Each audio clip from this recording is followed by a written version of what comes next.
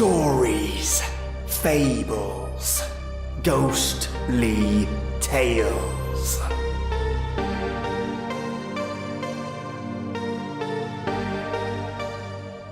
Welcome, you brilliant listeners.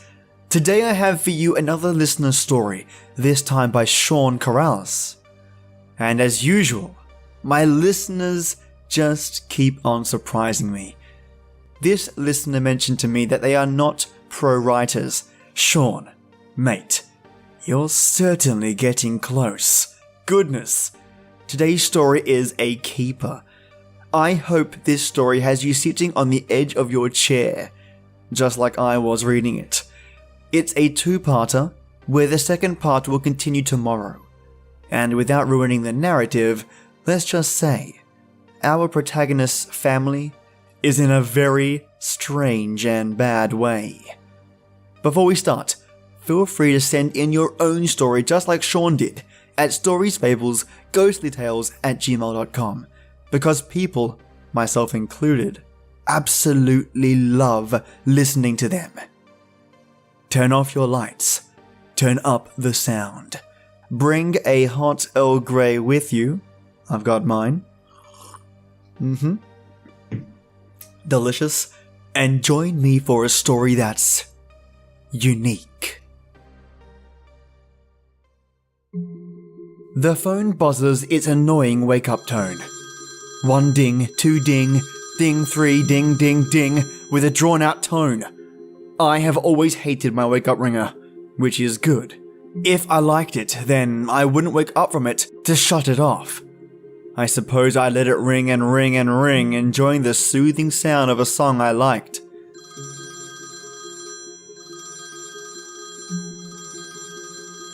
It repeats like clockwork, which to me is a stupid saying, though this one does run on a clock, so the analogy is sound.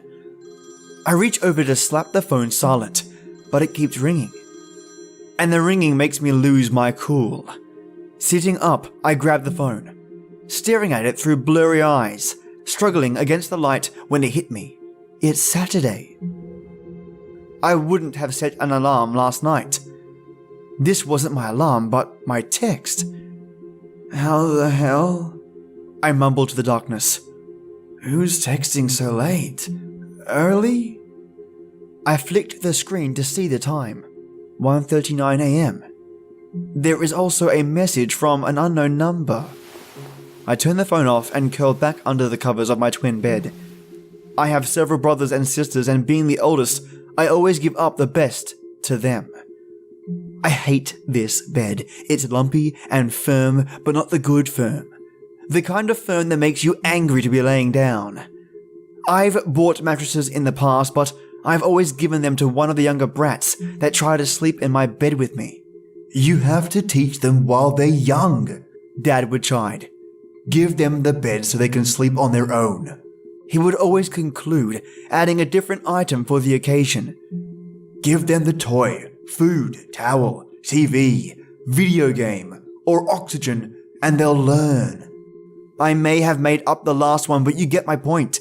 I cannot have nice things because it is for the betterment of my family and my feelings, which never mattered.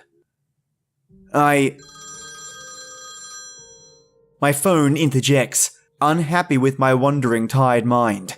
I slap my hand out, trying to silence the beast phone, when again, I have a realization.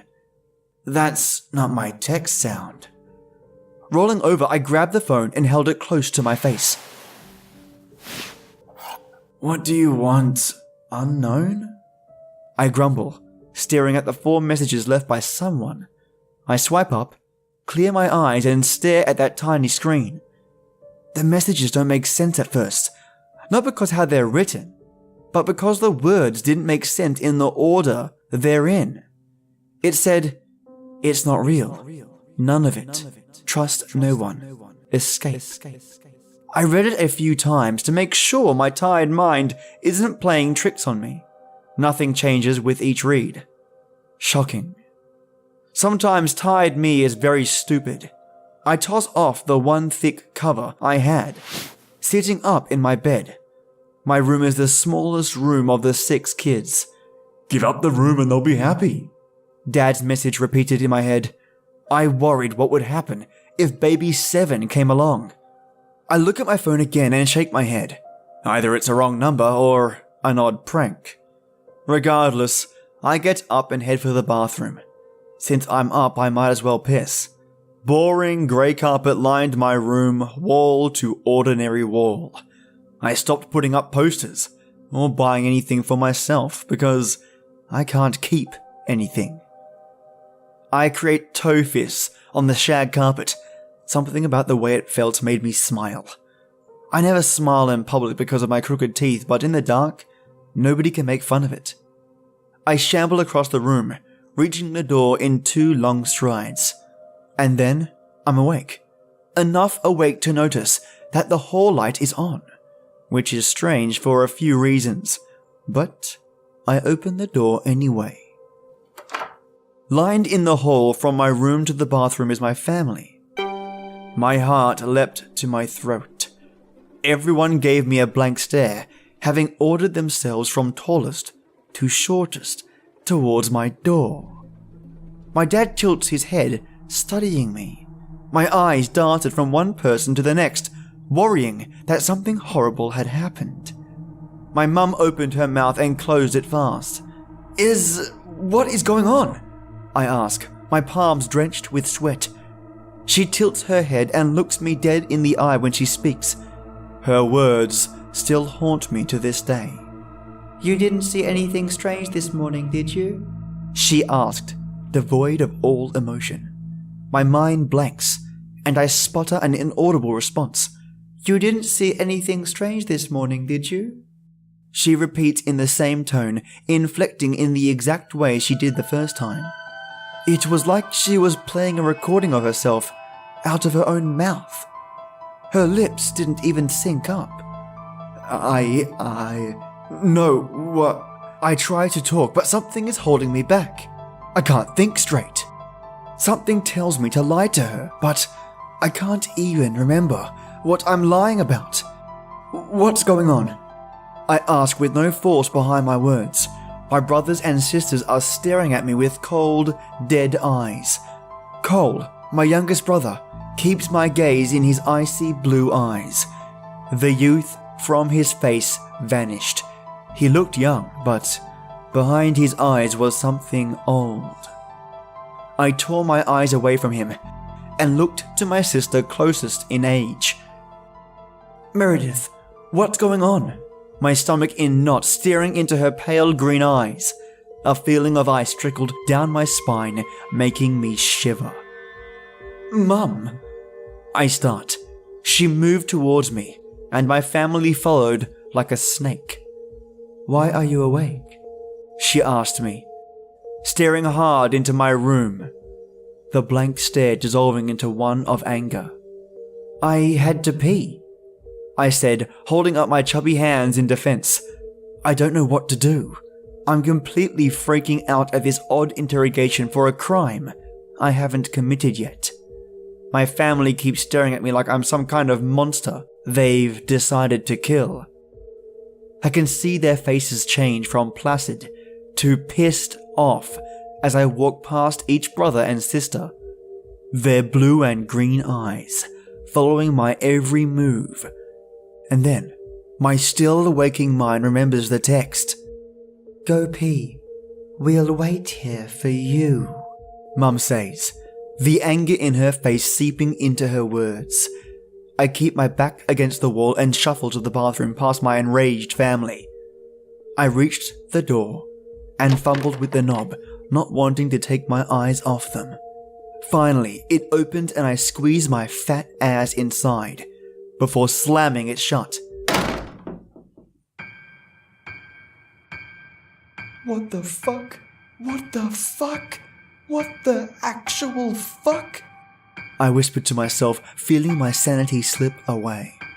My mind races to 1,000 different scenarios about what is happening. Did my family get replaced? Did I get replaced? Were they always this scary? There is a knock at the door and my dad's voice echoes through. I don't hear any tinkle in there, champ. He said in his most dad voice. "You better hurry before your bladder explodes. It would be very messy to clean up, you know," he said with no inflection. "What would happen is that your urine would seep into your abdomen. Since I'm a doctor, I would have to cut you open and drain it all out," my dad said with each word increasing in volume. "So hurry up, champ," he yells. I lock the door and lift up the lid. Yeah, doing it now, Pop," I assured him, not feeling sure of anything. I pull my pants down and feel my phone as I do it. Instant relief that I had the forethought to shove it in my pocket washed over me. I whip the phone out and look at the 3 new messages from unknown blinking at me. The first one reads, "Did you escape?" This annoyed me. Mystery person gives me a 5-minute warning and expects me to get out of Dodge. My stream feels weaker, signaling the end. I read as fast as I could. One of my sisters calls out to me in a deadpan voice I don't recognize. "Come out and play. We have a fun game to play." Her voice set me on edge more than anything else. None of them sounded like that. "We need you for the game," another sibling, who I couldn't recognize, told me. They all began calling to me in low tones, asking me to play a game. It's a dull drone of voices beating against my ear. I stare into the small bright screen. "No, I can see that you are stuck still." The first message chided. "I can help, but you need to trust me." I stare at the message, not knowing what to do. I finish up and my dad starts to turn the doorknob, his voice not matching any tone he's ever used before. There is a crazed lilting to it. It sounds like he wants to howl and sing at the same time. "Champ, you all done? Do you need any help in there?" I respond in the smartest way I could. "I have to poop now. Sorry, I'll be out in a minute." He stopped turning the handle. With the phone in my hand, I reply, "I trust you." The entire house went silent. I couldn't even hear the electricity. My mind reeled from the silence. It was so much worse hearing them taunt me. I didn't know what they were up to, and there was no response from my unknown friend. No bubbles of reply, no notice that my message was even read. I was losing my mind when the door began to bow inward. They were trying to break in. "I'm pooping, stop! I can't do it if..." I start before the howling cut me off. My brothers and sisters were howling at the top of their lungs. Their cries cut through me. I could feel the sound they were producing in my bones and it hurt. I wanted to run, but I had nowhere to run. The bathroom only had a small window that I could never fit through. My phone vibrated. "You'd never fit through that window. Good idea though," is how it started. "Fuck you too, buddy." Another message came through. "Sorry, but it's true," it read, making it the most unsettling thing that night. The door began to splinter at the hinges. I could see the cold, dead eyes of my siblings stacked on top of each other, staring back at me. "Why are you doing this?" I finally yelled to them, dropping all pretense. We love you so much." They all called back in unison, their voices crazed. "Stop, please stop." I could hear them pushing harder against the door. The bowing worsened and I knew whatever they wanted to do to me, I couldn't stop. Again, the phone vibrated. "Overflow the toilet." A simple command. I didn't have time to question despite the thousands of questions that formed. I started stuffing everything I could find into the bowl. I stuffed toilet paper, the roll itself, the plastic bag we used for trash and flushed it. It all got sucked down and the door was splintering. Under the sink was a box of heavy-duty tampons. I grabbed them and stuffed them as far down as I could. I flushed again and the bowl began to choke and sputter. I took the rest of the box and shoved it down. My phone buzzed again. Toilet water spilled over the sides, mixing with the tampons over the tiles. "Get into the shower and turn it on." Again, I obey, running across the room to the shower and hopping in. My phone vibrated. "Make sure you don't get me wet." The message read.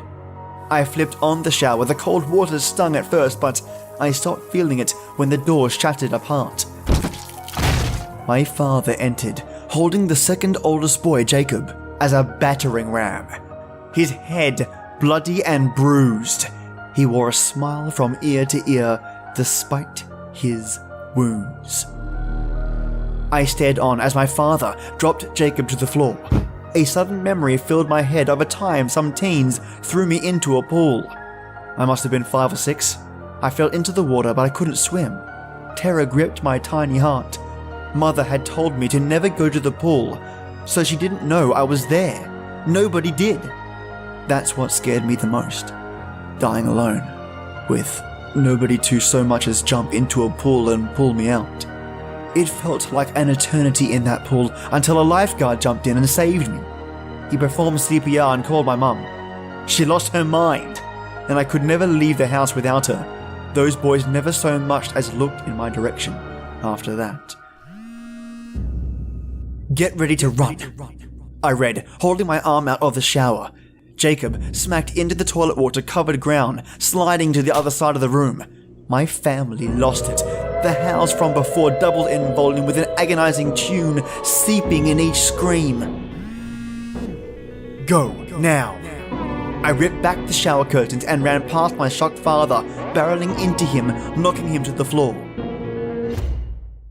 And that's where part 1 of Family Knows Best finishes. Oh, I know, I've left you on a cliffhanger. I can be so cruel. Don't stress though. It's a daily show, so the next part is just around the corner. And I'll also record some more listener stories as well to spice up the mix for this week. On the note of crazy family members, have you ever had nightmares like this? Or is this a secret fear of yours? Maybe one day I'll share my own nightmare that involved my family and cups of water. Yeesh. Definitely full on. If you want to support this podcast, there are 2 awesome ways to do it. The first one is word of mouth. Mention it to a friend, family member, or colleague. It helps this podcast and the authors on here reach even more awesome ears. And 2 is iTunes. Leaving an iTunes review not only puts a bounce in my step, but bounces the podcast up a step so people can see it. For those of you who do both, good God and thank you. And I can't wait to share with you the end of this story tomorrow. But as always, till next time.